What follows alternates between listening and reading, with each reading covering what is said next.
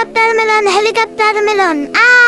Hello guys, কালকে আমার বান্ধবী আসছে পরীক্ষা, তাই আমি আমার বান্ধবীকে নিয়ে যাচ্ছি স্কুল দেখাইতে। কোন স্কুলে তার পরীক্ষা হবে, তাই আমরা একটা গাড়ি নিয়ে চলে আসলাম এবং নেমে বান্ধবীকে নিয়ে স্কুল রুমে চলে গেলাম।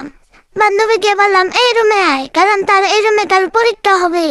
তাই বান্ধবীকে চারদিকে দেখাইলাম কই কি আছে না আছে, কই বেঞ্চ আছে। তারপর বললাম এই দরজা দিয়ে বের হয়ে যাইতে পরীক্ষা শেষে, এবং আমরা বেরিয়ে আসলাম। কিন্তু বান্ধবী বাহানা করলো হেলিকপ্টার মেলেন কোন ছাদে নামবে ছাদ দেখার জন্য। তাই আমরা ছাদে ওঠার জন্য একটি লঞ্চ ঠিক করলাম। হেলিকপ্টার মিলন, হেলিকপ্টার দিয়ে আসতেছে, আপনারা সবাই দেখতে থাকেন।